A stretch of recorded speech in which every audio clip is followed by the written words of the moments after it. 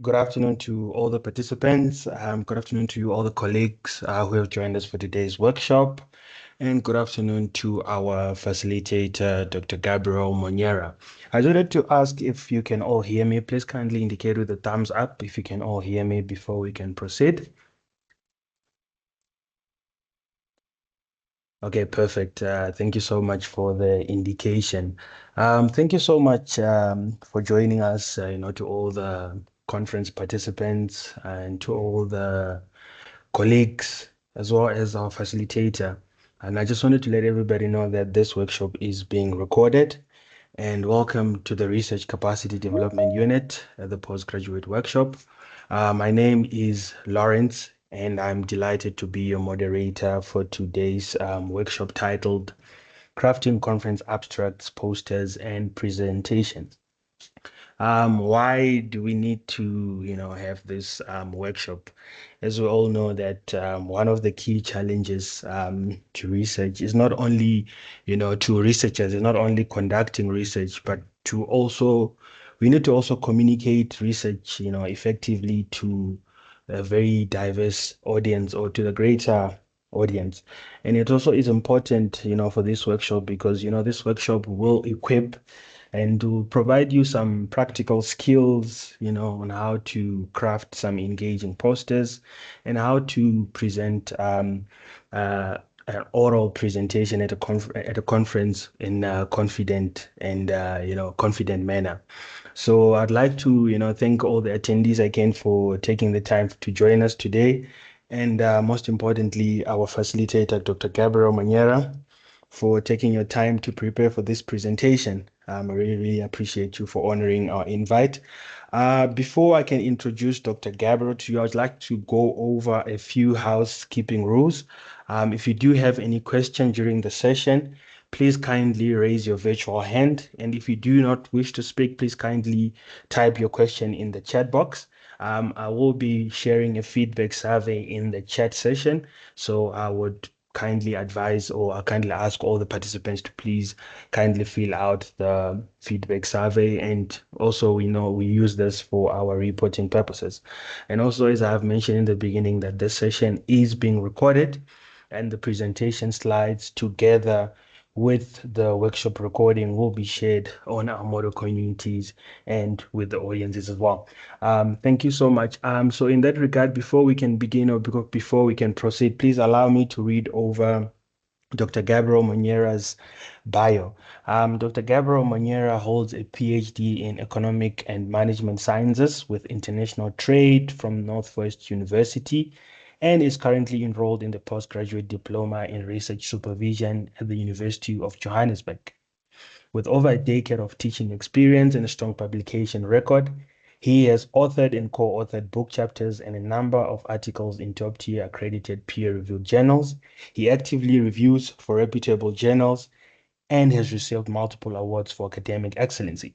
Dr. Monera completed his postdoctoral research fellow at the University of Johannesburg and currently serves as a research capacity development specialist here at the Postgraduate School, University of Johannesburg, supporting postgraduate students and researchers in academic writing, publication. His research interest includes trade policy, export promotion, globalization, foreign trade investment, regional integration in Africa, market accessibility measurement, and 4IR trade-related research. So without any further ado, I'd like to hand over to Dr. Gabriel, who will be taking us through this workshop, crafting conference abstracts, posters, and presentation. Thank you so much. You may now proceed, Doc. Over to you. Lawrence, thank you so much for the introduction, and I also want to thank the participants who have took their time to join us for the session for today. Allow me to share my slides with you. Just indicate if you can hear me well, by your virtual thumb or hand, and also if you can see this screen that I'm now sharing with you. Just indicate if you can also see the screen that I'm sharing with you now. All right. Perfect. Okay, thank you so much. So, like Lawrence have already introduced, today we'll be looking at crafting conference abstracts, posters, and presentation. This is we just thought that it's a very timely presentation, since we are also nearing our postgraduate and postdoctoral research fellow, the Pan Africa Conference, of which some of the participants who have joined us today are also participating in that conference. So that's why we have crafted it in this manner, that we also have time for us to just talk about, okay, though the part of abstract, construction of abstract might appear irrelevant to those who are participating in the conference, but this is not the only conference that are going to be submitting an abstract to be considered for presentation. You also participate in other conferences. That's part of academics. We do go to conference every now and then. So the conversation, it's timely for all of us, including those who are not even presenting at the conference, but also will be aspiring to present in conferences in future as well. But we will share, most importantly as well, tips on how do you even design your poster, how do you design your slides, for presentation at a conference, including how do you deliver an effective presentation at a conference. So we will share some tips and guidelines in that respect. Then, I'm expecting that, because we have presented, one way or the other, most of us possibly here as part of the audience, and including myself, my colleagues who have also joined me for the session today. We have gone to presentation to present at conferences before, and I'm thinking that this is going to be a very engaging. That is what I'm just envisioning. It will be a very, very engaging session, because most of us have something to say or something to contribute to the conversations that we are going to have in this during the course of this workshop, or the course of this presentation. But at any time, if you have also a question that you want to ask, instead of waiting for the open discussion segment, where we can share, our experiences, where we can also contribute to the conversation we are going to have, as well as maybe ask questions. If you have questions, you can also stop me at any time, along during the course of the presentation, if you have any question that you want to ask. So you just raise your virtual hand, like Lawrence have said, then we will gladly address the question. So let me just go into the presentation. So I've tried to just even go back to just defining what is it that we call a conference, and some key terms that we normally get when we talk about the issue of conference. It might seem as if it's not important, but also it is important for us to understand what do we mean when we say conference. How does it differ from other social gatherings or from other academic gatherings? So when we talk about conference, we are referring to a formal gathering where researchers, practitioners, and experts from a particular field come together to share ideas, present findings, and engage in critical discussion. So in a way, the conference, they play a pivotal role in advancing knowledge, building professional networks, and fostering collaborations. In essence, it is a platform for sharing knowledge, providing a structured environment for individuals to present their work, receive feedback, and stay updated with the latest developments in their field of study. So it's very, very acceptable that even when you go to a conference, you even open by just stating that I'm here for, I need assistance with this section. It could be your methodology, it could be your results. Then you point the audience to say, I'm here, presenting in this conference, but I'm particularly, my presence is particularly with interest on getting insights or getting contribution on this particular part of my research. So it's a very important platform for debate and collaboration, where debate is encouraged, questioning, dialogue, with the intention of refining ideas and generating new perspectives, as well as obtaining constructive feedback on the work that you'll be doing, focused towards enhancing the work that you'll be doing. So we see different types of conferences: academic conferences, professional conferences, policy-focused conferences, industry-based conferences, and as academics, we attend all these types of conferences, including our upcoming and academic one, the Pan Africa PG and PDRF conference, being hosted by the Research Capacity Development Unit in October.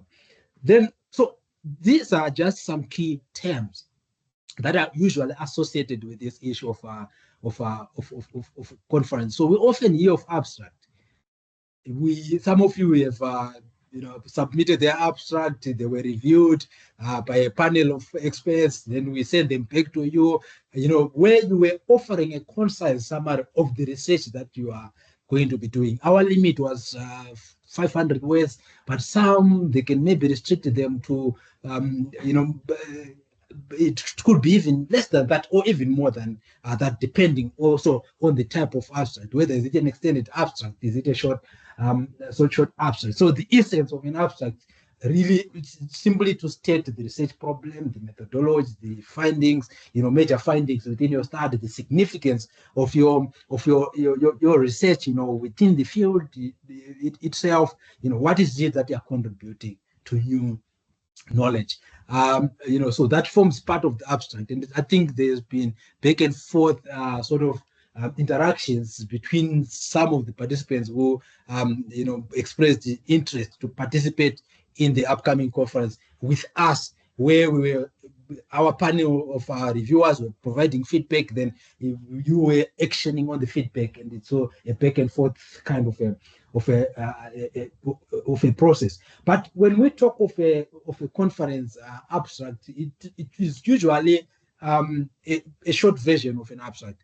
But remember, like I've said, that it's defined by what kind of an abstract that is being expected, to be submitted from you. So usually, like the review process, it involves a review process, and in most cases, we also use those abstracts, when we for the planning of the conference itself. And we in some conferences, it's also published in the proceedings. We are all going to also do publications of the extended abstracts, within the conference, our upcoming conference that I'm just referring to as an example in this session. But when we talk of poster, it's a visual display of research findings, usually combining text, graphics, and visuals to summarize the research process and outcomes.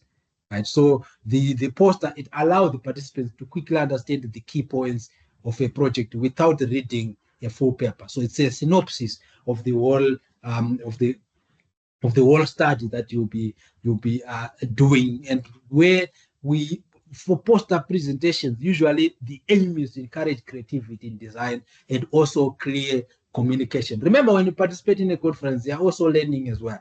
There are benefits to doing that because there is skills that you acquire from the conference itself, whether you became a winner or whether, at the end of the day, there is a skill, that an essential skill that you are going to sort of obtain from such an experience. And so it's just when you are now engaging in a poster presentation, you've created your poster, now you're engaging in the poster presentation, you are now going beyond simply hanging the poster for people to see, right? So you see, as we proceed with the presentation, that as the researcher now, you have to stand by your poster and explain it's significant to the attendees who will be just coming, passing, and then you are explaining to us what does it mean, and we ask questions. You answer those questions. You engage with the audience in a discussion, right? So it should be interactive and sort of informal way of communicating your research. Then there comes the other side, where we look at oral presentation, which is now a formal talk. that is usually supported by slides. You have your presentation slides, and you deliver it within a set time frame. So usually 10, okay, just on average 10 to 20 minutes, most conferences. And the aim is to summarize the research problem, approach, findings, implications, So it also includes a time that is allocated for question and answer, session, which is usually maybe up to 5 minutes, for instance, where the audience are given a chance to probe deeper into the research that you would have presented. So the abstracts you should see them as concise summaries of the research itself, and conference abstracts being specialized summaries that you submit for approval for you to be able to participate in the conference. And the posters are visual interactive method of sharing the research, where oral presentations are formal talks within the strict time limits, that would have given. You'll see as we go along, we'll stress when we talk about how do you deliver an oral presentation, we'll talk about the issue of time, and really very, very important and a significant aspect of participation, conference participation. Why is it important that you have to sort of craft your conference output? That part which you are going to, that will gain you entry into the conference itself, as well as the sort of where your presentation is going to be based on. So the abstracts themselves, they are important in determining whether your research will be accepted for the presentation or not. Because this is where we see the essence of your study, the strength of the study that you're doing. Mind you, it's not only you who submit for the conference. There's a lot of people who submit for the conference, a lot of interested participants. But from those, how can you ensure or guarantee that you are amongst the ones that are selected? So if you have a strong abstract, it will boost the visibility of the research that you are doing, and also the chances of you being included in the proceedings, or if there are any publications that come out of that, including just being accepted for the conference itself. And for posters, they are important as part of the conference as well. They enable engagement and foster conversations as well. So in a way, they are turning the research into a visually accessible format that invites further discussion. Remember, sometimes we say the pictures, they speak 1,000 words. Isn't it? So just by looking, being visual, we are able to sort of maybe even gain a better understanding than we could have obtained just when you speak orally. Then in terms of oral presentations, now we are now talking about you as a researcher showcasing your expertise, presenting your findings in a manner that is also persuasive and influence how the audience will perceive the value of the work that you are doing. Of course, it also has its own structure in which you deliver in oral presentation, so as the poster presentation as well. So the abstract itself, it's sort of a gateway to the conference. We look at it as a gateway to the conference, where the other issues, like the clarity, the rig of your work, where we talk about the quality of the work itself in terms of how it's structured and so on. Then they all come into play, and in essence help the delegates to decide also possibly which sessions to attend, because we have a conference booklet with abstracts, conference abstracts and so on. So you can be able to decide where are you going to attend in terms, given the abstract that would have been submitted. And like I said, it's often also published in conference proceedings as well. And we have extended abstracts being published as part of our upcoming conference. So this is a part where you have to exercise caution. You must do it carefully as well when you craft abstracts, because they are not just a communication tool, but it's also an opportunity for you to gain visibility, credibility as well as to gain connections as well, at the conference itself. In terms of the importance of poster as well as poster presentations. When we talk of posters, we look at the issue of visual engagement, the posters as a visual engagement tool, reaching a wider audience, remaining accessible even during the event. Unlike an oral presentation where you present, then you are asked questions, then it may be possibly if there's a recording being done, then there's a recording. But for mostly for the poster, it just remains there. It remains there during the course of the that the proceeding of that particular conference. So when we talk about the issue of as a visual, looking at posters as a visual engagement tool, we are simply looking at the qualities or the traits of a poster in combining text, images, graphs, and diagrams, making complex research more accessible and visually appealing. So if you design your poster well, that will draw attention and to the research that you are doing, and also make your research to be memorable, right? And posters reach a wider audience as well. Unlike oral presentations that are just attended by a limited audience and also presented within a set time frame, posters are just displayed throughout the event, mostly depending on the availability of the resources where the posters can be hanged, and also how many posters are being presented on that particular day. But they are there throughout the event, and so in other words, we are saying the delegates, they can view them at their own pace. We don't have to come to say it's the time where I'm supposed to present the poster. I can come during my own time to just view the poster, and also they remain accessible during the event as well. So because they are displayed in designated areas for a duration, possibly maybe for the duration of the day, like our conference, the 3-day conference, for maybe the duration of the day, it will allow those who are attending to revisit them multiple times. As you wish, you can revisit, you can continue maybe to also ask questions if the presenter is still there. And in a way, they become part of the conference proceedings as well, so ensuring, continued visibility. That is, if that facility is being provided for the specific conference that you'll be attending. Then the presentations themselves, they are important in that they are interactive and less formal. So the poster session, it allows for informal discussions between the researcher and the conference, the other attendees at the conference. It could, in other words, I'm saying it creates a space for open dialogue and immediate feedback. Right? So through the interactions, they are also building communication skills as well. Like I've said, when you go to attend a conference, it's not just about what is it that you are getting out of it, but you earn skills. You also get new ideas, new perspectives into how you can approach, sort of your research that you'll be doing. So you gain new insights. So the poster itself, as a presenter yourself, you'll be able, to develop the ability to explain your research in a manner that is concise, and also to an audience that is diverse, including experts.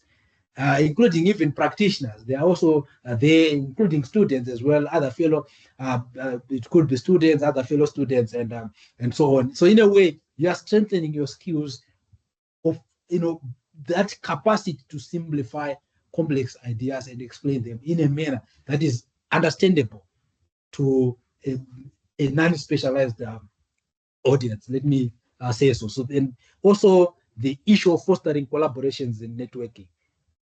So the presentation itself would encourage a one-on-one or a small group interaction. So in a way, you are creating opportunities for researchers to connect with potential collaborators, mentors, and industry partners. So that is the aim of poster presentation. So as you interact, it's also an opportunity for one to network and create interactions, with other.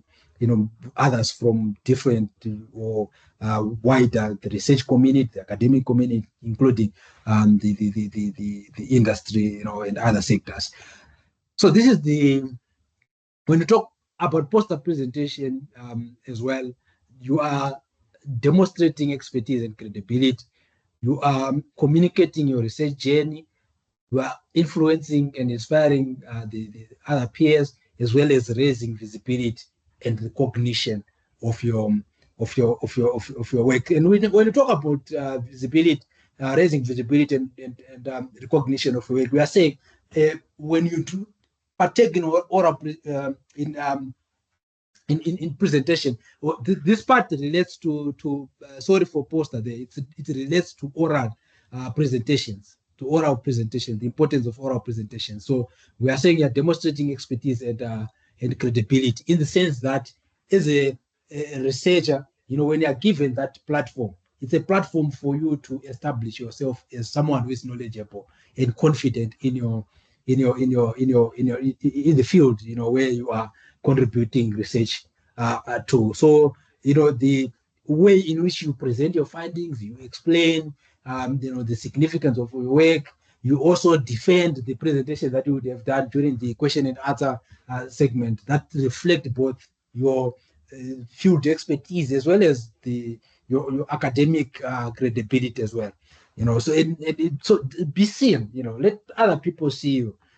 Talk to other people so that one day when we say you are said to or referred to as an expert, then this is where you showcase.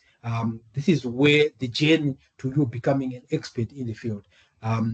So it's also important in terms of communicating the research journey that you have undertaken. So as a presenter, you are permitted to share not only the outcomes but also the process, the challenges, and the reasoning behind the work that you'll be doing. So because you are narrating the research that you have done, it will assist the audience as well in understanding the context and significance of the research more deeply than what can be conveyed in an abstract or just in a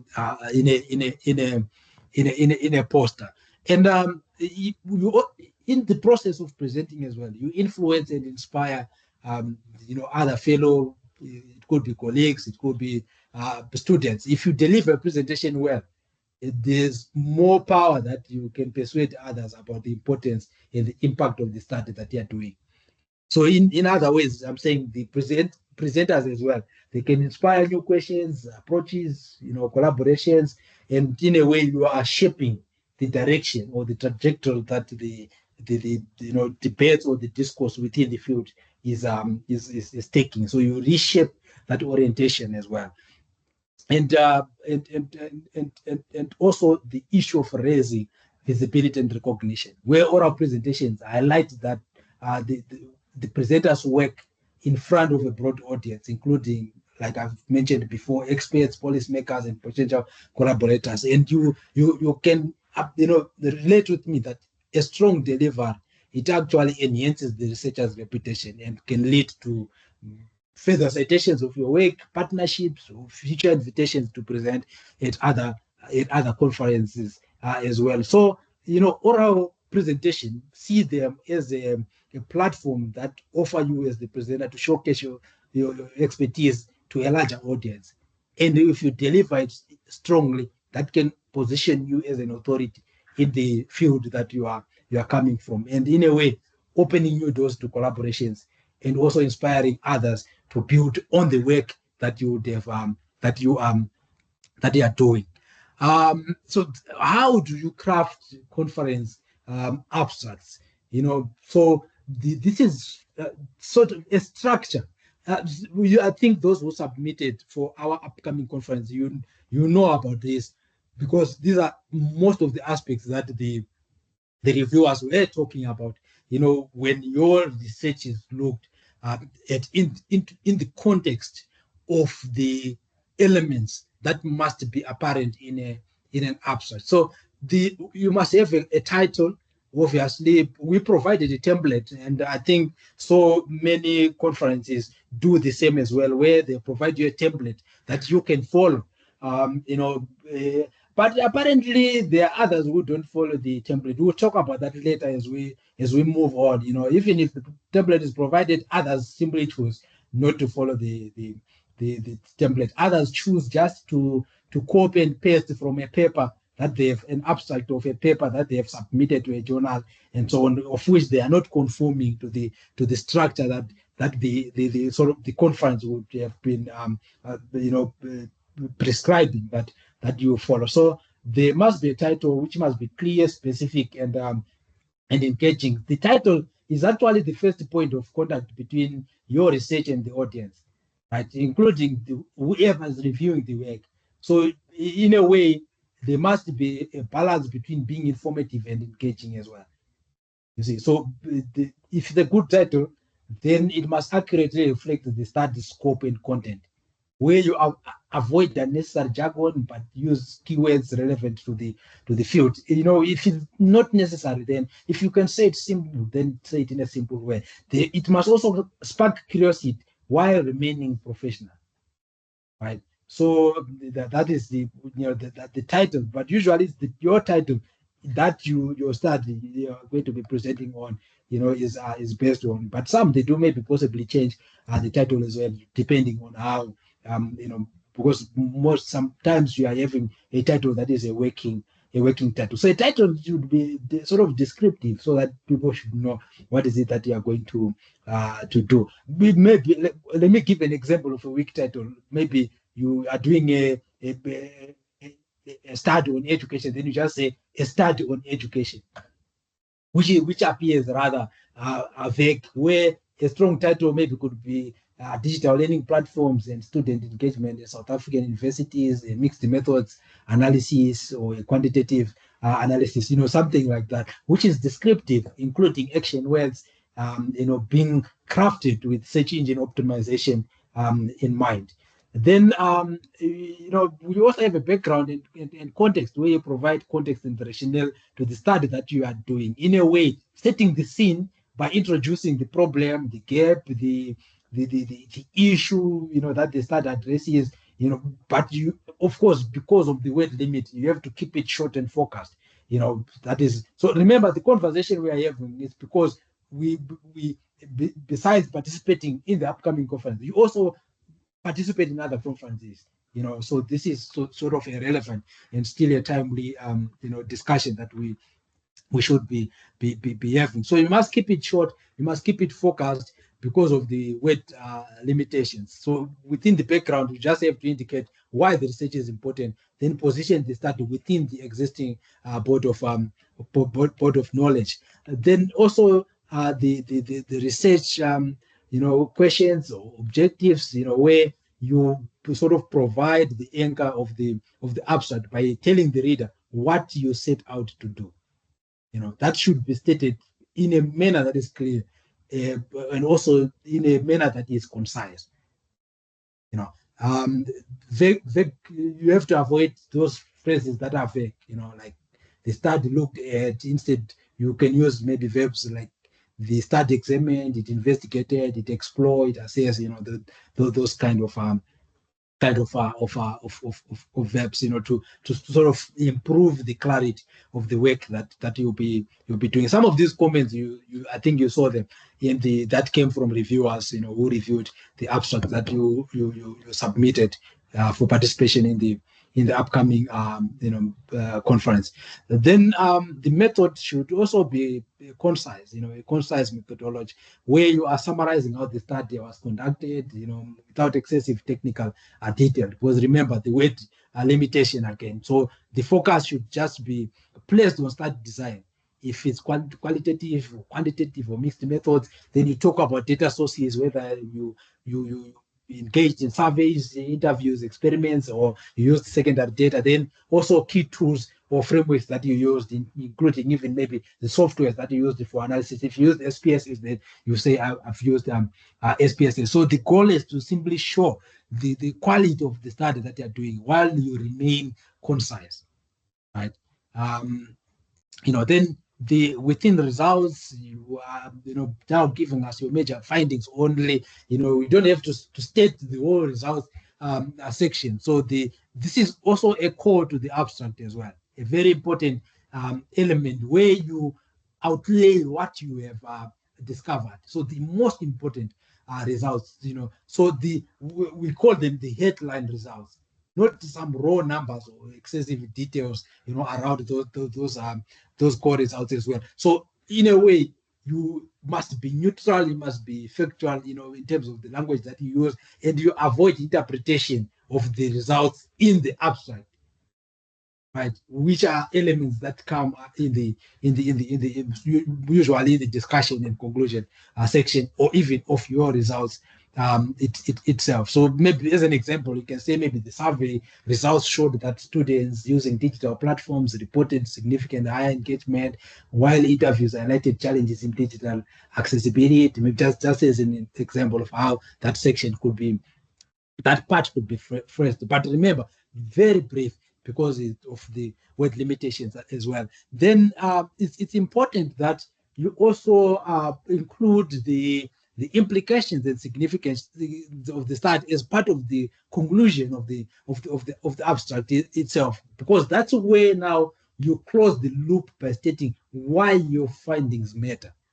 Why do your findings matter? So it's you who have to explicitly state that to us by highlighting the contribution of the research, both to theory, to practice, or to policy, depending on what are you contributing to.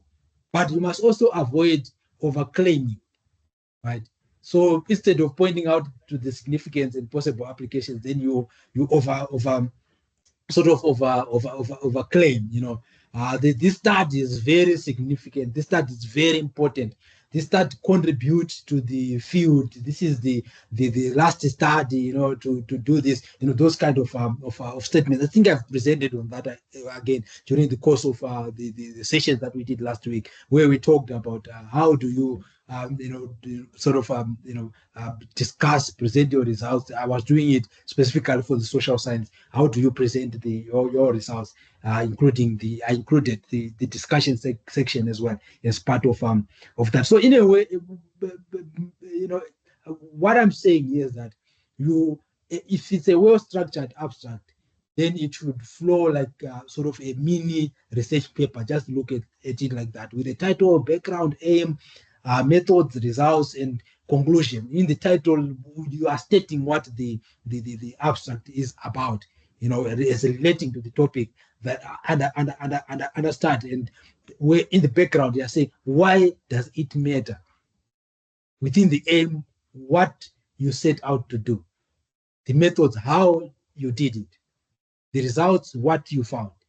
In the conclusion, why it matters, putting it in a bigger frame, or in a bigger picture. So the abstract, it should read like a mini story, sort of, where there's context, aim, method, result, and significance, including if there's any sort of recommendations that you make for police, for practice, and just for others, within the field. And you have to keep it concise, but ensure that each part answers the key question: why should this research matter, to the conference audience? So that must be in your mind when you are crafting the conference abstract. So these are just some guidelines for a strong abstract. It's important that you follow the conference guidelines strictly. Like I've been saying, that we have received abstracts that were not conforming to the prescribed template that we provided, that you had, for some. So that is not a good practice for one to do. So you have to make sure that you follow the conference guidelines strictly, including the templates. Why does that matter? Why is it important? Because each conference, it has specific formatting and structural rules that oftenly, some, because they want to publish the abstract in the proceedings or in other database, including the planning, those abstract booklet, those conference booklets, and so on. So in a way, if you do not do that, then your work can be outrightly rejected. If you do not comply with submissions, even when you submit a journal paper and so on, you have to stick to the guidelines, to the other guidelines, so as conferences as well stick to the conference specifications in terms of word limit, in terms of the required structure, what that should include. They can maybe possibly say include the background, the aim, the method, the result, the conclusion, also the issue of font and spacing, the file format. You have to provide that as requested, including the conference preferred spelling as well. If it's conferences that are in the UK, then maybe you use UK English. You can also use South African English, Zimbabwean English, depending on, because remember the issue of English, it also goes with colonial legacy as well. So those countries that were colonized by the British, they follow the British, kind of spellings or English, then differ with those, like for example, the US English. So you must be sure and consistent and be sure of the conference, the English that is being used by that particular conference. Usually, if it's not stated, then you can be guided by the location of that particular conference. Then, so inconsistent spelling, in other words, it signals that you are just careless. So it's some form of carelessness, Then also the keywords or themes, of the conference that can also be part of your abstract. That will, in a way, increase the alignment with the scope of the event. And you must write for mixed audience as well. You have to write for an audience that is mixed, in terms of that. The conference reviewers, they are not always specialists in the area, where you are sort of working on or contributing to. So it must be clear to both experts and those who are just also coming from fields that are adjacent. So if you are from science, then myself as a social scientist or from social science, I must also be able to understand what is it that you are doing. So that is where now that excessive use of jargons comes into play. So it's always important to start broad, introducing the problem in plain, in general terms before moving into the discipline specific, those other, related, the concepts and so on, or any other subtle, factors that relates to the study itself. So it's you have to avoid assuming that the person reading has a background knowledge. So you have to spell out key terms simply. So in a way, it's also important that you provide some keywords as well, not just for the indexing of the work that you're doing, but also to help reviewers to instantly see the relevance of your study. So avoid writing for insiders only, or for those who are within your field only, or those with background knowledge to the field that you are coming from. And the use of clear active language, very important. Use of active voice, over passive voice. Active voice. The difference between the two as well. We have presented on that extensively before. Where the focus is positioned on the doer of the action. The one who performed the action. Instead of saying we analyzed the survey data, instead you say survey data was analyzed. So sort of so the that will make the main message to be clear very early. In a way, you do not build suspense. But the reviewers, they don't want to see the aim and the key result. Sort of the being at the end. They want to see that upfront. So, and also using the being clear as well. You make sure that you are using short and direct sentences as well. That also another advantage of using active voice is that the sentences usually they are short. When you use passive voice, sentences become longer, because if you use words, sentences that are dense, that are weird, that will make it harder or difficult for the reader to follow. So in a way, this is also sort of a benchmark that I use. I normally use, at least if I struggle, then my sentence can be in sort of maybe 2-3 lines, maximum. I don't exceed 3 lines. Why? Because if a sentence exceeds that, then it's just considered to be wordy. Right. So your abstract, it should be accessible, it should be concise, and also it should be uncluttered. Heavy jargon or abbreviations, they actually confuse those who are non-specialists. While if you use excessive details as well, you are sort of eating onto the word count. So it's important that you replace jargon with plain words that are equivalent where possible. If it's impossible, then you don't have to do that. But where possible, you can do that. And also the issue of reporting only the pivotal elements in terms of even if it's methods. Not every tool or every statistic that you got. So the reviewers, they want to see the design, the data, the approach, not to the other technical details. So it's important also to revise multiple times before submission, because if your abstract is strong, then it's rarely to come out of only the first draft. So when you revise, you are sharpening it for clarity, for accuracy, and also for the flow, right? Then the abstracts themselves, they are judged not only on the content, but they are also judged for clarity and style. So it's important that you remember that the reviewers, they also, as they come from different fields, avoid jargon, revise repeatedly, and so in a way you are strengthening the chances of your abstract to be accepted for the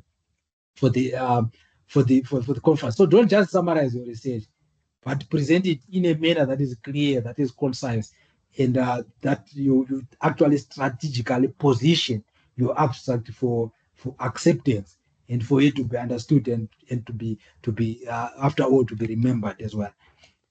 So this is the structure for poster. For poster, you also have a title and author details. Where you offer a short title, which is clear and engaging. The author details, including your full name, institutional affiliations, your contact information, email or QR code if it's there. So that will make it easier for those who want to follow up, for networking, and so on. That will be easier for them. So it's important also to use a font that is large. At least maybe you can try, depending on how you would have designed your poster. So, but you can see the introduction methods. Then the font is bigger. Then it will also become, you use smaller font where you are engaging more with putting more text in, maybe for example. But so these are so for titles, it's always supposed to be a larger font. You play around, but it must be a larger font. Then you have the introduction and background, where you set the stage for your research. Some of the elements is just a repetition of what it's also true for the abstract itself. And it's important in a poster to just provide only the essential context. Identify the problem, the gap, your need, the need for your research. What is it that it is addressing, and avoiding writing long paragraphs. So make use of bullet points or any other visuals that you can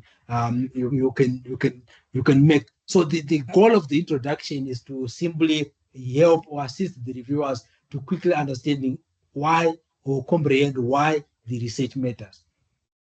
Right.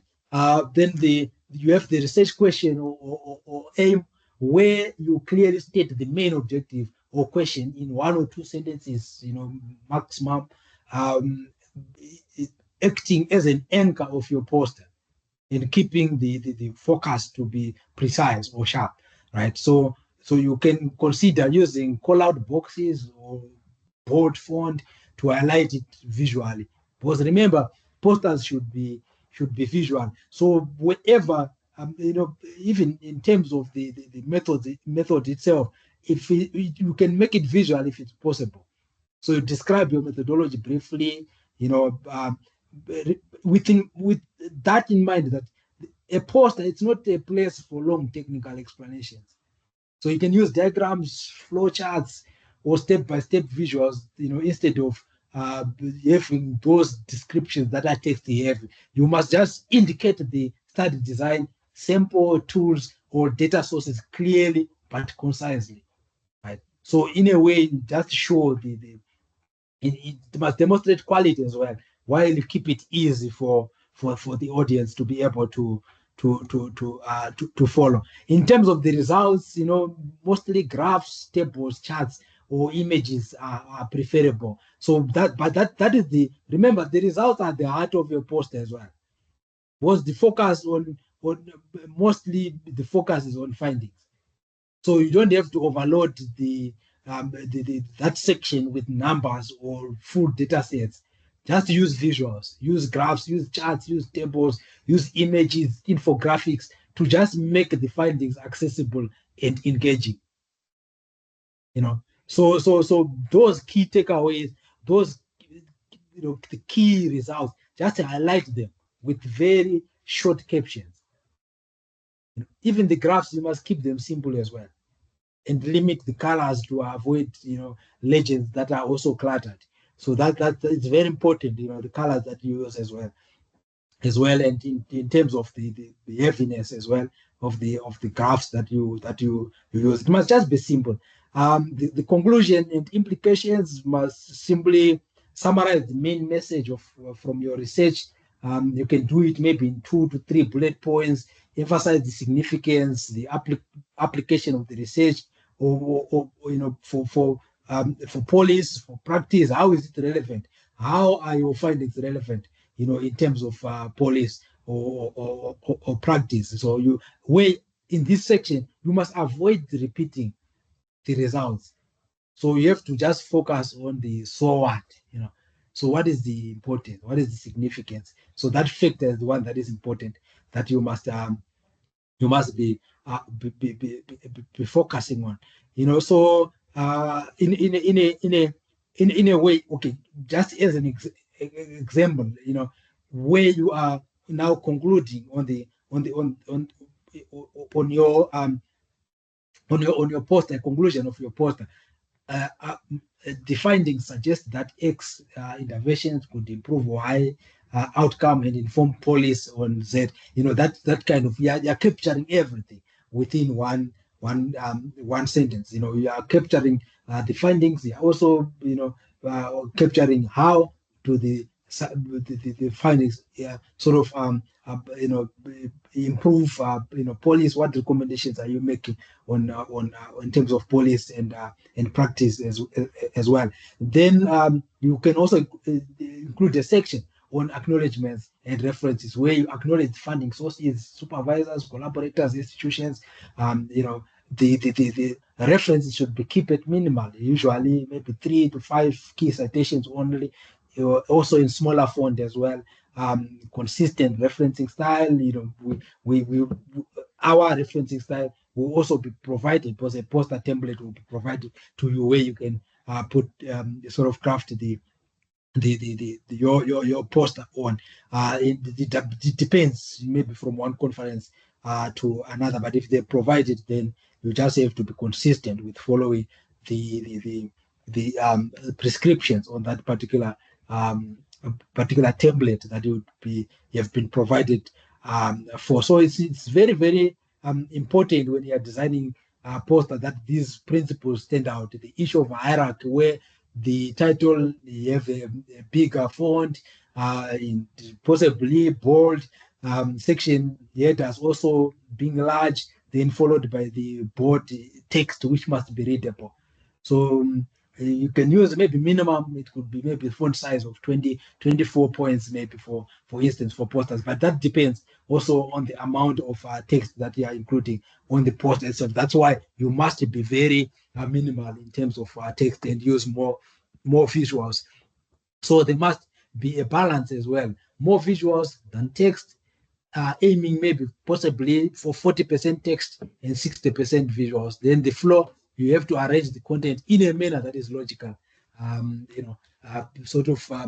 where we can see progression. You can use columns like the way that picture of an example poster that I've used it there.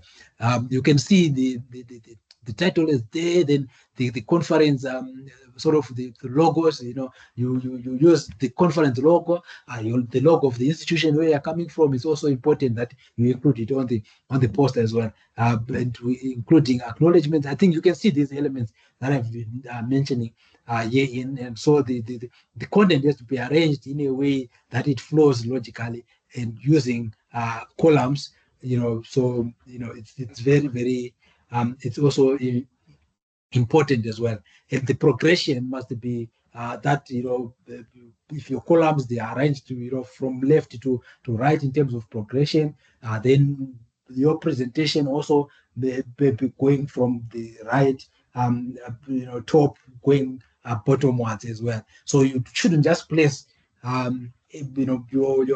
these aspects or these elements in any manner that will end up sort of maybe confusing the logical flow, the sequencing of your poster presentation. Then it's also important that you leave white spaces as well, so that the poster looks clean and easy. If there's any, sort of possibly, if someone maybe possibly want to scan the poster, they should be able also to do that, including if there's any other. Remember, it shouldn't be cluttered. If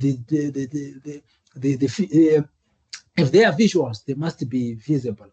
If there's any QR codes, they must be visible. So see the poster as functioning as a standalone summary of the work that you are doing. And anyone passing should understand your research by following the logical sequence from problem to the conclusion, including from the title, all these aspects that I've included in this section. Then in terms of the oral presentation structure, we are still on designing. How do you design impact posters and slides? So this is the slide part. Important also to talk about. These are the in terms of the structure. The slides also have a title slide where you are having the title of the study that you are presenting. Your name, surname, affiliation, your title, conference details as well, the logo. So it's important that all those aspects must be there. Your name, institutional affiliation, conference name, the date where the conference is taking place, which will be the date in which also you are so maybe possibly presenting, and any other relevant logos, like for example, logos of university that you are coming from, those who are funding you, maybe possibly, including the conference itself, because the conference also have its own logo, like for example, ours, the research capacity. You can see the structure of my slide. I've provided the research capacity development logo. I'm part of the UJ. You can see clearly from one slide to another. I think also my slides, they do, the one that I'm presenting now, they really resemble the slides that have been set up in a manner that is good. If you go to my title for at the opening of the presentation, you saw there was a, I designed with all these aspects. My name is there. The title of the presentation is there. My name is there. The time that I'm doing it, the location. Also, I provide the location. I provide my contact details as well. My email is also present within the title slide. Then I even move on to offer other, now when you are sort of giving the outline of the presentation that I'm going to do, you provide your introduction. You move on to the introduction. After the outline, you give the introduction, where you are supposed, the task is to hook the audience. You must start with a question or a statistic or a brief story relevant to the research that you are doing. So it's not just something that you're just crafting and then you just tell us a story that does not relate to the presentation that you are going to do. So in a way, provide context and background to set the stage for your study. But don't be wrong on this section, because that is the issue at conference. And also, even from my experience, you sometimes you dwell much on the on the introduction, including the background and providing literature review party again is there, but that is not the focus, the main focus of the presentation itself. We are more particularly interested in what you are bringing, but these elements are important because they are also included in the judging criteria that will be followed even in our conference, and including other conferences as well. So these are sections, that elements that you have to go through, but you must know that okay, you don't have to spend more time in going through the introduction of your start. Otherwise, 5 minutes. The conference is 10 minutes, 5 minutes, you're busy talking about introducing your start. Then you won't have time to go through those important aspects that relates to your start, where we are now looking at the issues of research method that you used, we are looking at the results, what is the significance of your start. So the background itself, it should be very concise, but offering a context and background to set the stage for your start, or for the presentation that you are making, explaining why the problem matters within your field, or within your field, or within the practice that you maybe possibly be participating in. So it must be really brief, 1 slide, 2 slides maximum, if you have many things to say, and just for you to maintain the audience attention. So I'm also talking about some other aspects that relates to the presenting part, but if we still have time, and I think we can be able also to reach the slide where we share much about that. So the aim of the research itself, which should be sort of clearly, stating the main objective or the research question of the study, that will ensure that the audience, they know exactly what you are investigating. That can also be presented in 1 slide with a visual or call-out box to make it, sort of stand out. So visuals, they are also important within a presentation. You include more visuals. Sometimes if it's in, visually expressed, it will be even be more clear, be more understandable than when you write it in words. Then the methods must just summarize your key approach, concisely. Just include the study design, whether quantitative, qualitative, mixed methods, sample or participants, data collection techniques, the analysis approach that you followed. And I've already mentioned that it's important to use diagrams and flowcharts as well, or any other icons to try to visualize the method instead of having some long paragraphs. Then the results, they must present the main findings only, where you can use charts, graphs, images, or tables as well to make the results clearer and engaging. So you have to avoid overwhelming the audience with too many numbers or statistics. Just highlight the key takeovers verbally and in a manner that is visual. Then the discussion part, you interpret your results, you explain what they mean in relation to the research question that you would have stated. Then link the findings back again, if you can link them to literature as well, just maybe a bit of triangulation with just maybe one existing study, that you have triangulated within your study. So in a way, this is a section where you just discuss the implication, the significance, or any unexpected patterns that you have obtained within your results. Then you also have to keep the language clear and concise, and avoiding overly use of jargon as well. When you conclude, then you just summarize the main contribution.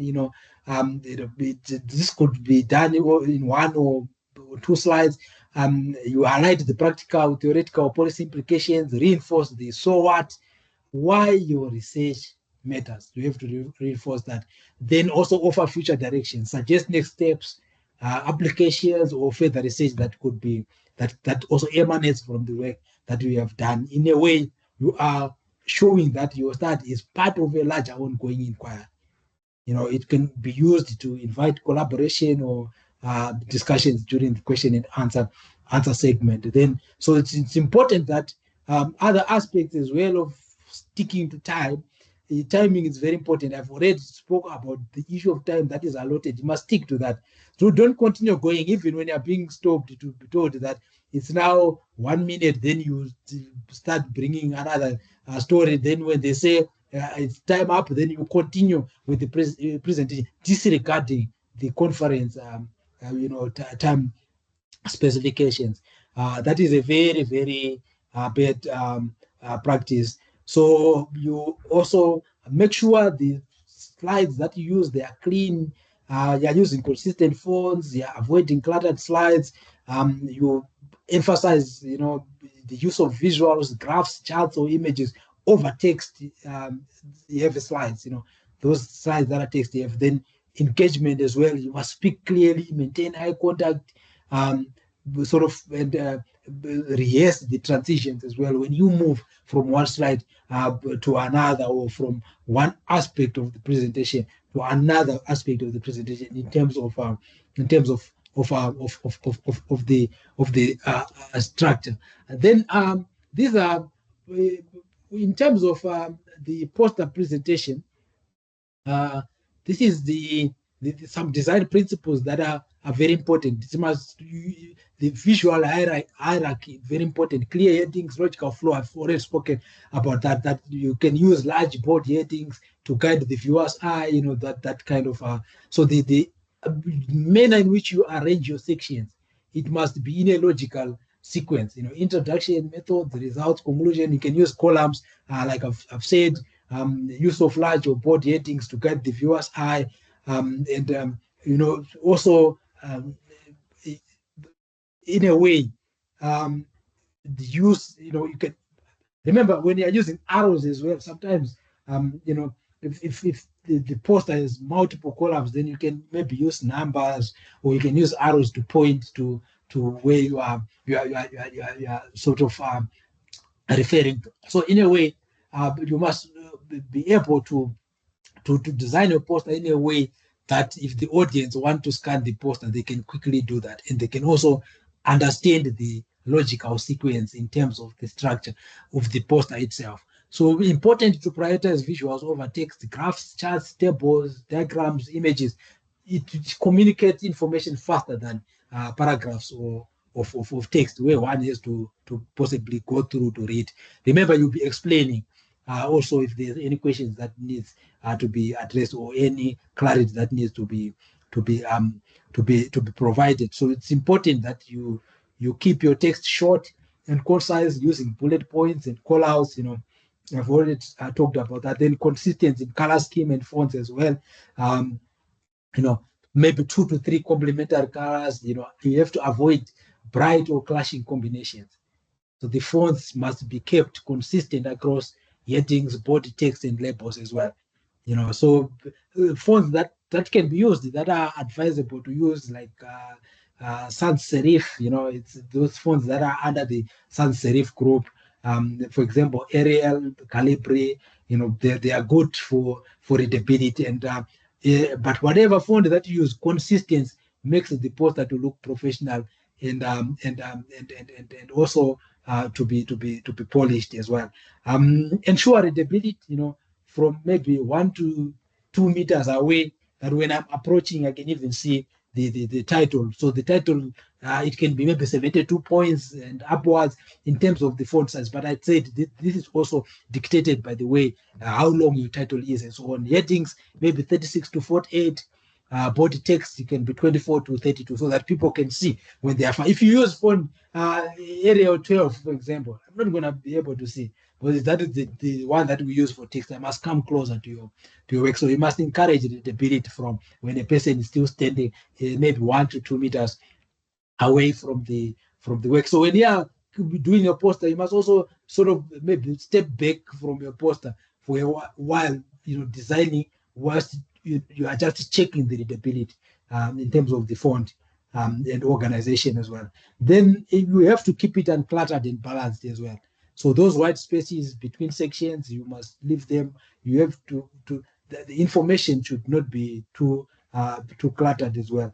It's important to balance text and visuals across columns or panels as well. It shouldn't be just a diagram after diagram, and there's also nothing sort of maybe possibly showing an indication of what the diagrams are about, or the graphics is about. So it's important just for you to use that principle of less is more.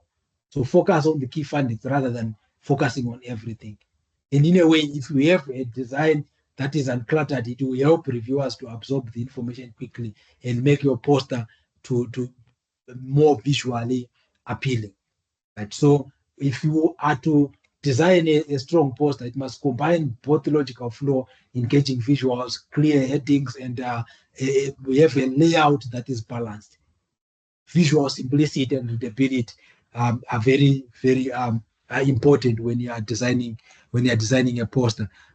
Then for the oral presentation, I've already mentioned also these aspects prior. Issue of visual hierarchy, using clear headings and logical flow, prioritizing visuals over text as well. Charts, diagrams, images, paragraphs, they explain more, they say more, you can replace long blocks of text with visual summaries where it's possible for you to do so, using icons, infographics, using schematics, to summarize key points. Text as well must be minimal, six to 7 lines per slide. So remember, what you put on the slide must just be an indication of what you are going to talk about, right? It shouldn't be everything that you are going to say. So in a way, you are going to end up reading the slides for the audience. So if you wanted us to just hear you reading it, then why you could just give us to read for ourselves, right? So that's not what the audience wants. The audience wants a presentation that is engaging, your demonstration of knowledge and command within the field. It must be really be visible. It must be outstanding. So you have to avoid slides that are overcrowding. So 6 to 7 lines maximum per slide. I also use about maybe 7 words, sometimes within any point that you are expressing on the slide. It is 7. These are just the guides of what you are going to say. So know your work, know the research that you are going to do. Rehearse, you have your notes when you are preparing, rehearse, and be able to deliver that to the audience without having to be glued on the presentation reading, right? So in a way, just use the bullet points to break down information and highlight essentials only. Don't provide further details. Otherwise, you end up being tempted to just read for the audience. Then consistent fonts and color schemes as well. Like I've said, you can stick maybe to 1 to 2 font families. It could be the sans serif fonts. For clarity, they are good. Google as well. Go on Google, just check which fonts are good for presentation, for PowerPoint slides. You will see the fonts, including font color.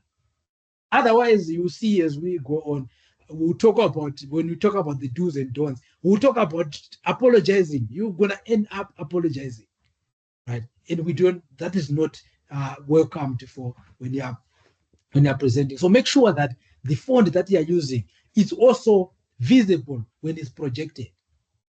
The color is you have the projection in mind. A projector does not see project as clearly as the screen.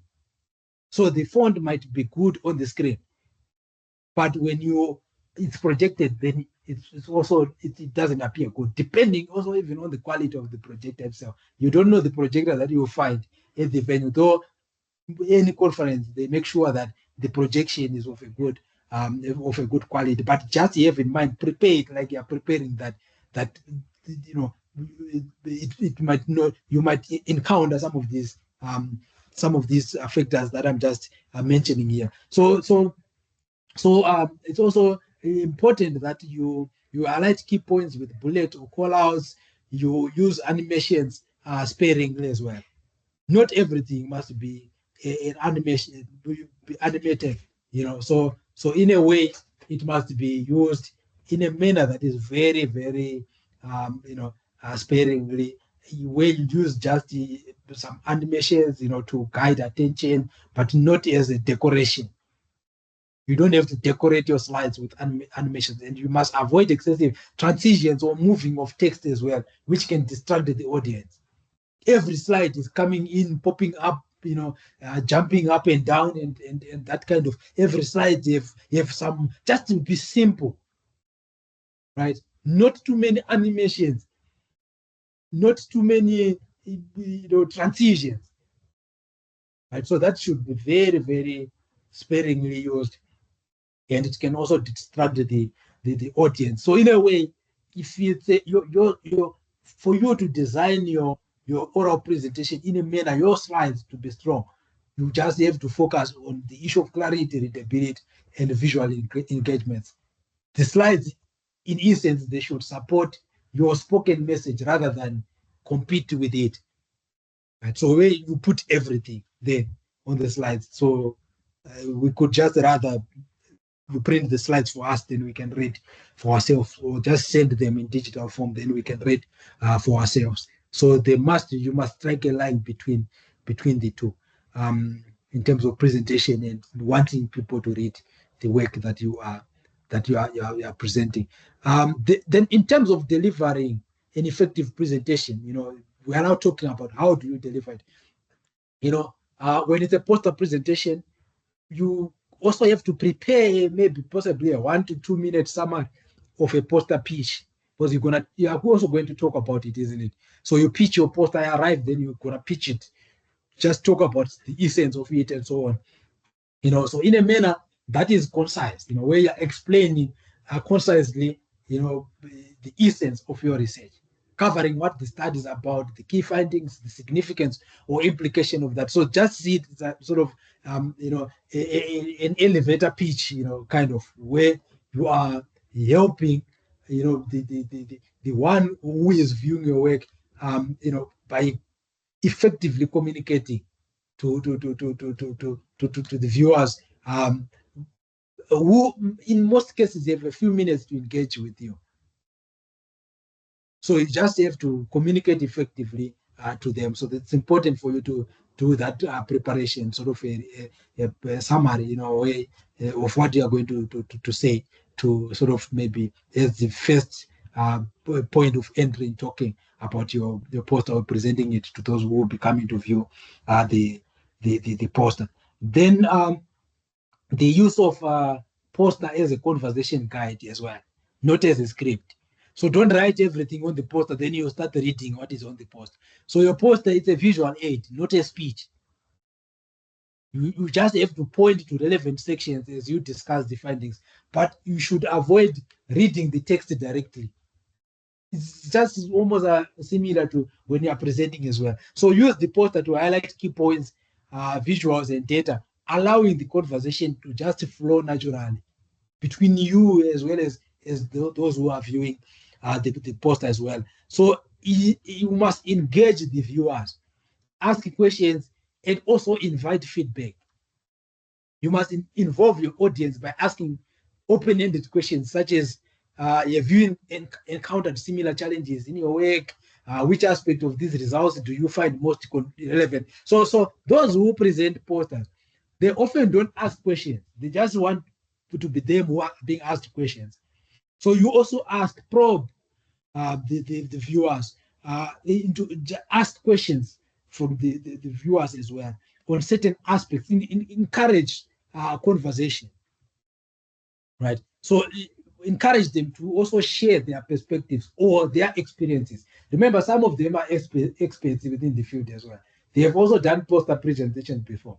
They are maybe doing seemingly related, studies as well. So in a way, you must foster interaction and provide new insights for your your research.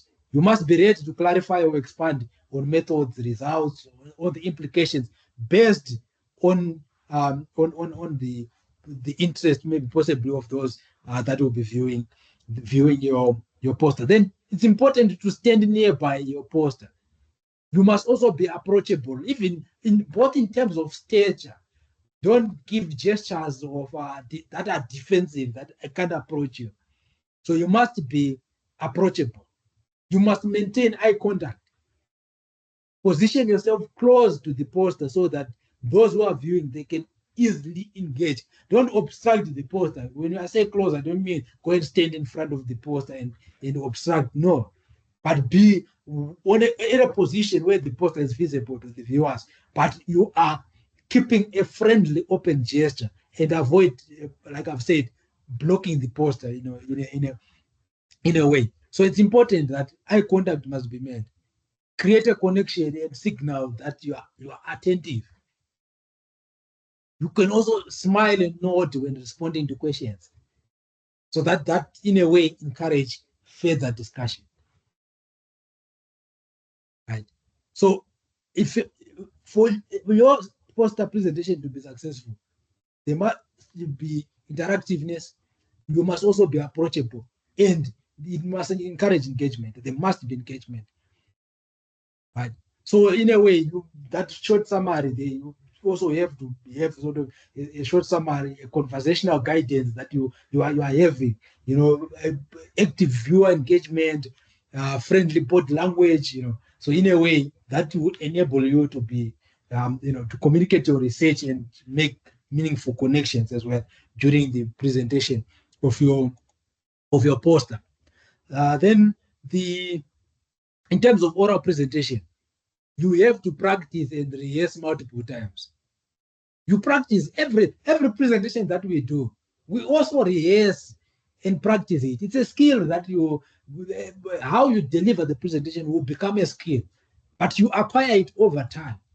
So it's something that just happens today. So it's important for you to rehearse all those best speakers who, after they have spoken, they leave us, with memories and so on. It's because they rehearse, right? So in a way, rehearsal, it helps you to internalize content, to also have smooth transitions and reduce reliance on the notes. At one time, I remember when I first, maybe with conference presentation, I present either even to my son or to my wife. I present to them before I go. So in a way, you are rehearsing even in terms of time itself. Are you timing yourself? Are you able to deliver the presentation within 10 minutes? If you are given more than 10 minutes, that's a benefit, right? So rehearsal is very, very important. You have to practice aloud. So like I'm saying, ideally, you can do it in front of a colleague. You can do it in front of your mentor, your supervisor, for you to get also feedback or clarity. Then when you rehearse, usually you don't go above the time allocations as well. So that time yourself, respecting time limits. So every conference, it has strict schedules that in many instances exceed your if you exceed the time that you are allocated, that can even the audience can be annoyed by that. And usually you are eating into the time of the question and answer segment. So rehearsals use them as well to trim any content that is unnecessary and to ensure that the key message is delivered efficiently. Okay, so you prepare a short version of the presentation you are going to do in case you need to adjust or when you are actually presenting. You must know how to navigate. You must know how to transition, leaving certain content and jumping onto other sections as dictated by the time that you have. So that transition, you must know that, okay, this is how I'm going to transition from. How do you skip other slides of even information that is important? That is a skill that one must have. Maintaining eye contact as well with your audience. Engage with the audience. Don't be glued on the text reading it, or give them your back because they are looking at the projector. So be like on the side so that you don't block visibility, but maintain eye contact and show command on the content that you are presenting, on the study that you are doing. After all, it's your study. You must be knowing it. So it's important that you avoid reading slides verbatim, right? So you can glance at them only for you to get some prompts or ideas that you have sort of put on the slide in form of those bullets, very short, like I've already said. It's important to vary voice and tone as well, and the pacing as well, right? So if you use a monotone delivery, you can lose the audience attention. So you also have to emphasize key points by changing volume, pitch, or speed as well. Emphasis, it's important.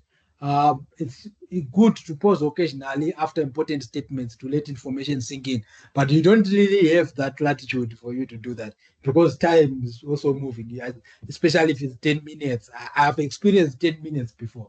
So it's very important that you also move with pace, but don't make the transitioning not to be clear. It must also be clear. Then prepare for questions. Anticipate the questions that can be likely asked, and you can prepare sort of concise and confident answers. But remember, questions are not really something that you can sort of envision to say, I'm going to be asked this question with certainty. But just you can also just try to ponder on what questions could be asked. Then it's important for you to repeat or rephrase the question for the audience before you answer to ensure clarity as well. If you don't know an answer, you can be honest, but offer to follow up later. For this, allow me to respond in writing. You can give me your email address at the end of the after the presentation. Then I can respond to you in writing. That is if you do not know. So don't try to answer a question that you don't know, right? Or end up mumbling. So rather be honest that no, this one I will get back to you at a later stage in writing. Then so if you for you to have to deliver your presentation orally well, you have to practice, you have to rehearse, you have to also time yourself, maintain eye contact, vocal variety as well, important, and be your preparedness must be sort of something that is very be given the importance that it deserves. Right. So when you are for you to have an engaging presentation, you don't only convey information, but you also build a rapport and credibility with the audience. Right. That is very important. Then these are common mistakes that you must avoid. You must avoid jargon heavy abstracts. I've already talked about that. I won't go in detail again explaining this because I've explained it already. Posters that look like articles. You just copy and paste from an article, then you make a poster that look like an article. Posters must be engaging, more visuals than text. Slides overloaded with text and numbers, right? So every slide is just text, it's numbers. There's nothing to visually engage as well. So you must make sure that the slides, if they are having too much information, they also make it difficult for the audience to follow the talk that you are giving. But also you have to make sure that at least 6 to 7 lines per slide, prioritizing visuals and highlighting the key points, right? It's reading word for word again from the slides or from the notes that you'll be having. So reading directly from slides or notes, that will reduce engagement and make you seem less confident of the work, like you don't know, it's not your work. So you must use the slides or the posters as guides and speak naturally to the audience. The issue of ignoring guidelines and time limits, failing to follow conference rules, word counts, slide limits, format, or going over the time, that can result in rejection or negative impression of the work you're doing. You won't win if you do that. Slide font colors and slide using size, font size that is not appropriate. Very, very. If you want to just mess the whole presentation, make it not visible. Just make it not visible, lest you will be apologizing, I'm telling you. So if you use text that is too small or colors with poor contrast, they will reduce readability, especially for those who will be sitting at a distance away from where you are. I've attended a conference where someone did that, and I promise you, you won't enjoy even the rest of the conference. Right? After all, our the upcoming conference, it's a 3-day conference, right? It's a 3-day conference. And you know, a 3-day conference, especially if you're presenting on the first day and you mess up on that first day, you're not going to enjoy the other days, right? I've seen that. I've heard testimonies from. I've never done that because I try to prepare as much as possible and to be on top of my game when I'm going for a conference, right? But I've seen other colleagues who have sort of, at the end, they don't feel well. They feel that they could have done better. They could have delivered the presentation better. So make sure that the font is not too small.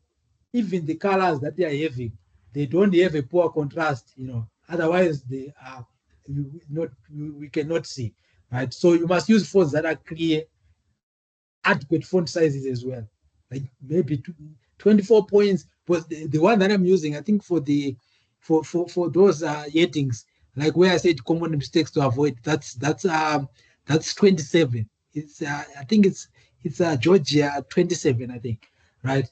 Then the one that is there, I think it's 20. The way those bullets that are saying jargon, you have abstract, that is 20, and it's visible. I've used this and it's visible. Even when I'm making presentations where I'm having people physically, it's very, very visible on projection. Then the colors as well. So if you do not do this, then you end up apologizing, right? And let me give you a tip. Do not apologize. Right? Do not apologize. Even if you see that people can't see, continue presenting as if you are, that's what you have brought. Remember, you have already done it. If you bring things that is not visible, that is it. That's what you brought. Present what you have brought. Don't say, I'm sorry, the font is not very clear. What about if I was seeing it well? Already you're telling me that you have used the font size that is not clear. You are now telling me that the colors are not clear. So don't apologize. You see. So if you say, sorry, this is confusing, I'm not sure, that can undermine the confidence and distract from your message. And sometimes you even point mistakes to people who are not even seeing those mistakes. So never apologize. Just present and go. Whatever happens, happens. I'm not saying, remember I said you must prepare well, and I've gave you these tips, right? I'm not encouraging you to say, don't apologize, but don't apologize. That's what I'm saying. Okay, you must stay confident, even if you don't know the answer as well. Offer to follow up later instead of apologizing. I'm sorry, I don't know the answer. You can never be an expert if you have that approach.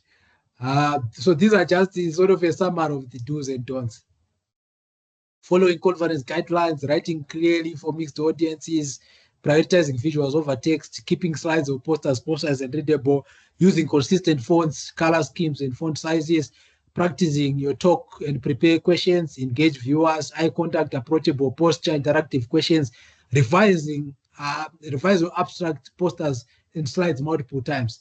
Don't ignoring instructions or exceeding time or word limits, using jargon, heavy abstract or unexplained acronym, posters that look like full articles or slides overloaded with text or numbers, reading word for word from notes or slides, using tiny fonts, poor contrast or clashing colors, apologizing excessively or appear unsure when engaging, standing behind the poster, ignore audience or remain passive, skipping proofreading or ignoring clarity and flow. I've just summed it up for you.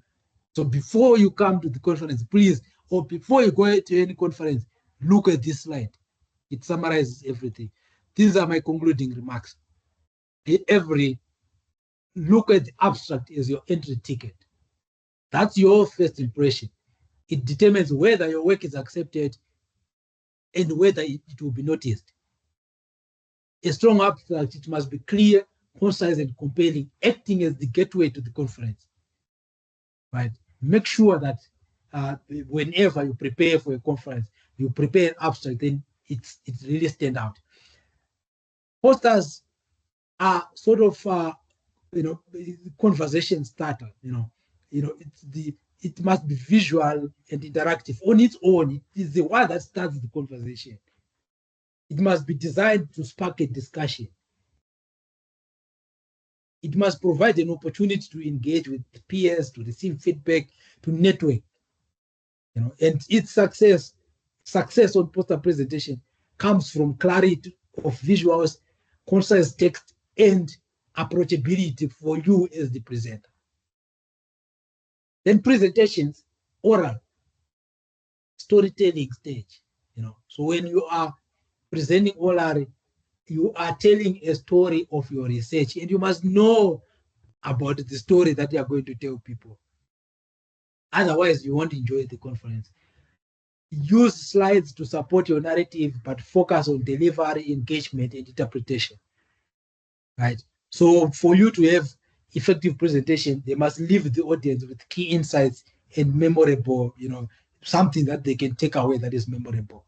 And that comes from clarity, brevity, and impact. When it's clear, you are ensuring that your message is easy to understand for a mixed audience, right? Those who are specialized and non-specialized. In terms of brevity, stick to key points. Avoid unnecessary detail. Then emphasize the significance, contribution, and relevance of your work for it to have impact.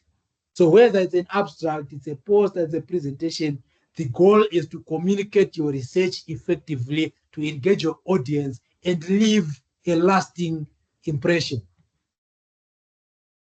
Thank you. I'm now handing over back to Lawrence for him to usher us into the question and discussion segment, and then also taking over after that to the closing of the workshop for today. These are just some references that I've used for further reading. If you want to read further, we'll share these slides with you. You can also read on this, some of the references that I've used when I was compiling this presentation. And let's engage in the open discussion segment. Lawrence, I hand over back to you.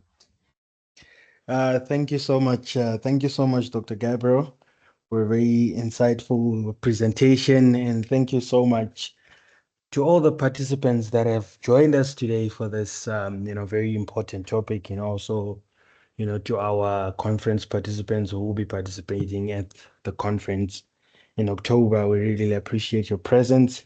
And to all other participants that are here today, as Dr. Gabriel said, that you will not only be presenting at this conference in October, there's all other conferences that will be happening, and you all need to be able to communicate your research effectively, just as we know that research communication is just as important as the research itself.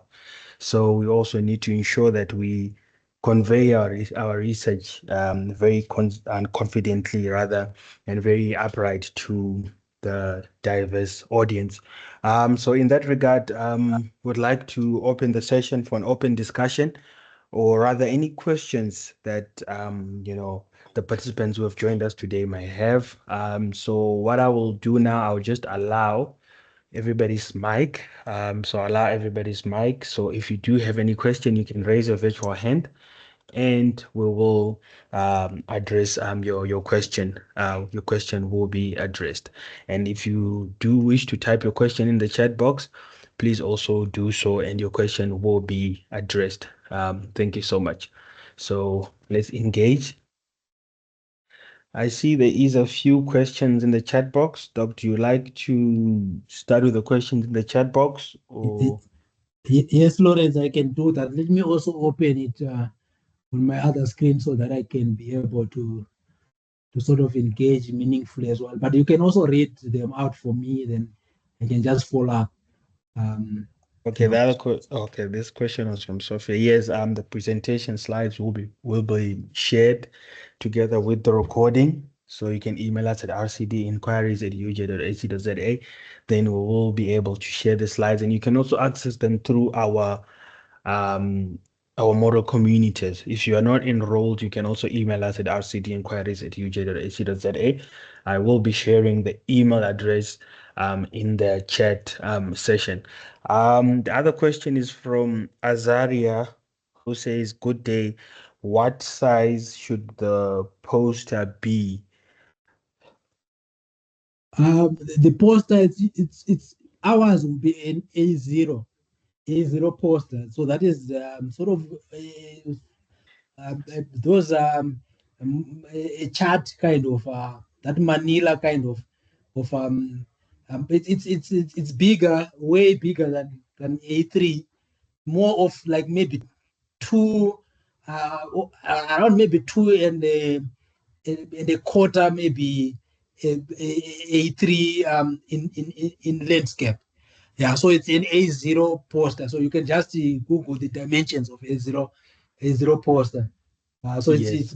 large enough. We'll provide a template. Then I think it's us who do the printing as well of the posters. So you will be provided a template where you put your poster contents.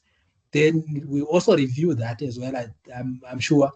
Then after that, then we do the printing of the poster. Yes, definitely, Doc. The template will be provided and further communicated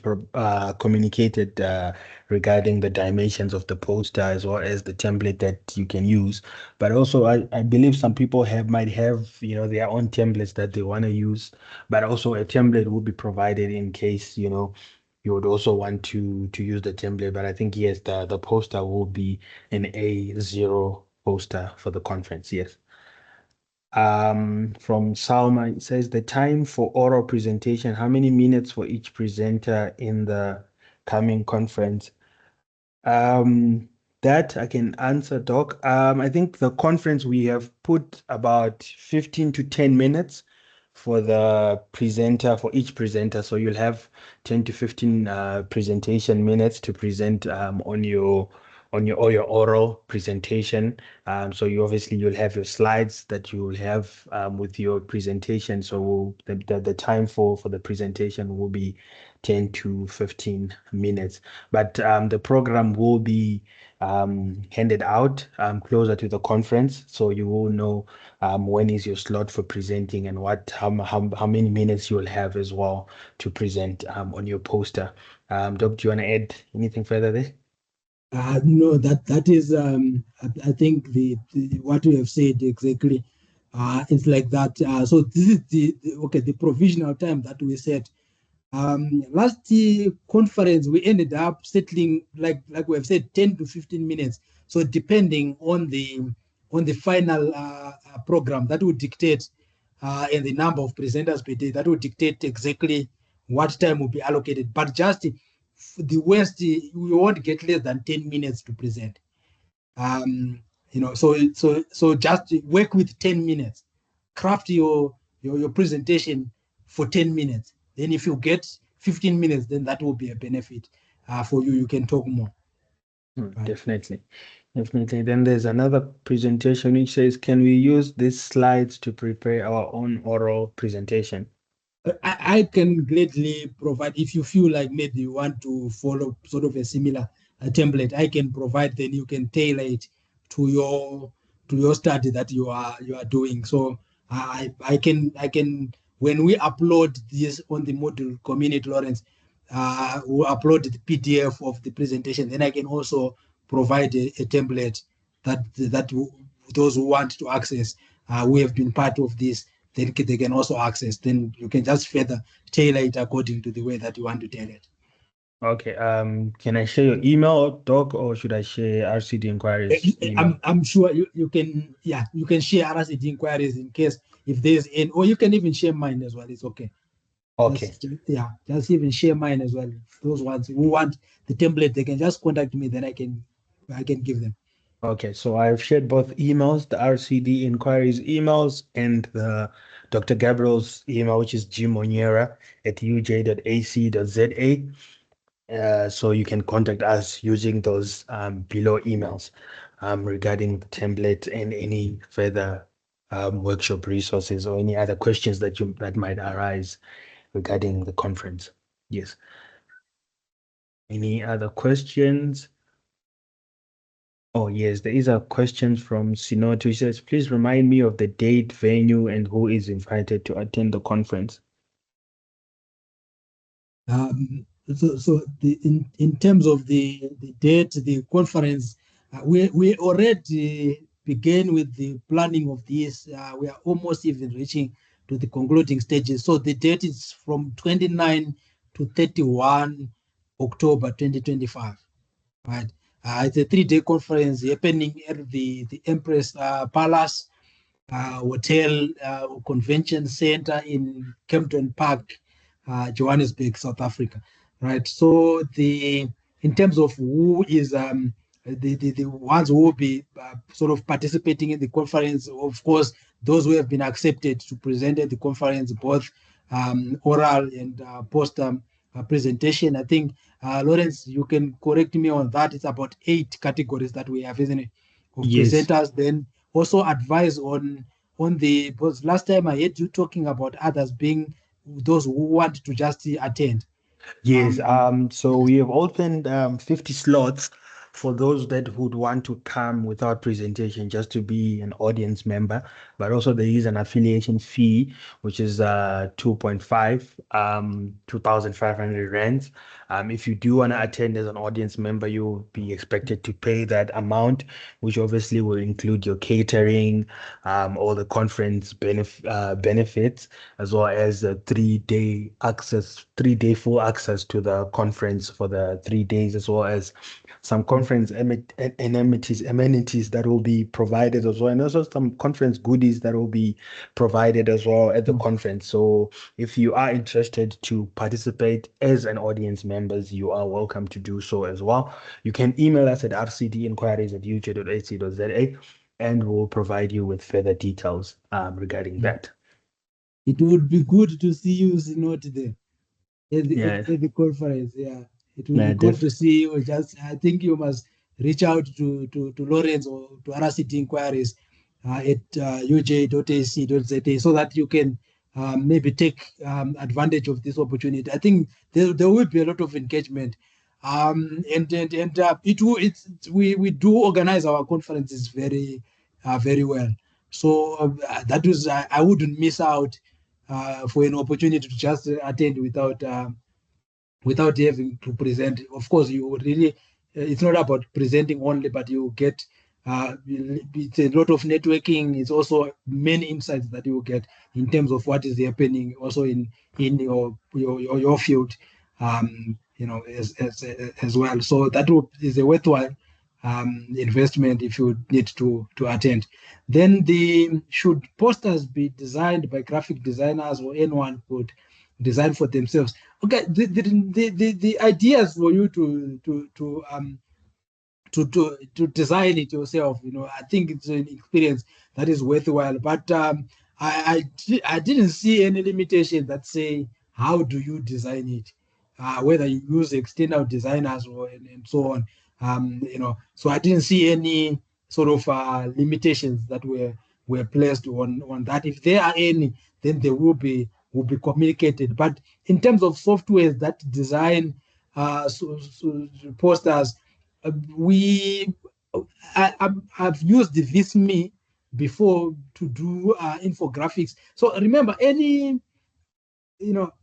just okay. Look at some examples even online of posters. Like for example, the one that I've provided you when I was showing you, on one of the slides there, I provided the sort of an example of a post. I'm trying to go back to it. Yeah, you can just see the way that it seems like it's the person who designed this on his or her own. There was no. This is just some extracts that are even possibly coming from the results section of the person. But you can organize it yourself without having to use softwares. But there are also other free softwares you can Google online. Visme is one of them. I think even Canva you can be able to use it to provide some visuals and other elements. So you can use softwares. You can Google. There are quite a number that will come up, but some needs for certain services. Then you must have a paid version of that. But I think you are able to use other tools that are there that can enable you to enhance the sort of the poster that you are going, the design of the poster itself, the visual appeal of the poster, but also be mindful of copyright as well. Don't just take images from online without permission, from websites without permission. Then be sure that whatever that you are using, there's no any commercial licenses associated with commercial use or any other use. So only if you use a commercial one, then you must be able to provide, if asked or in part as part of the references, that you have a commercial version of maybe a particular software, and you can, if you are asked for evidence, you can provide the proof, maybe the payment, the invoice and the payment thereof, and so on. Okay, then the question by Anne says, are there any student packages?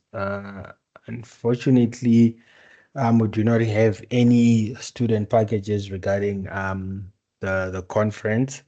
So if you are attending, if you are attending and presenting, it's either your supervisor pays for you or your department, or you pay for yourself. So unfortunately, we do not have any packages for students from our side, as well as any specials for any students.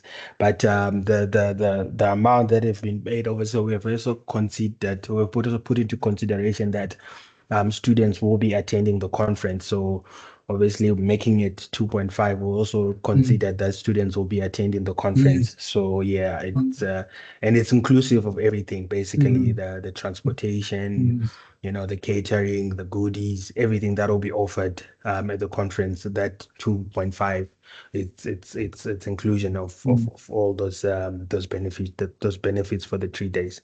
Yes, that's true, Lawrence. We have already been generous in terms of the registration fee, because we have attended conference where we paid much more than that, where the benefits from the conference are very minimal. So for a 3-day conference, that is very sort of a very generous, in terms of the amount that is being paid for registration, considering the benefits that one will get from the participating in the conference. Um, yeah. So Lawrence, I don't know if there's any hands that are up. I don't see any. We can conclude this session. In that regard, yes, Doc. We can conclude the session. I don't see any further hands or any other questions within the chat box. Just wanna thank all the participants for taking the time to join us for today's session.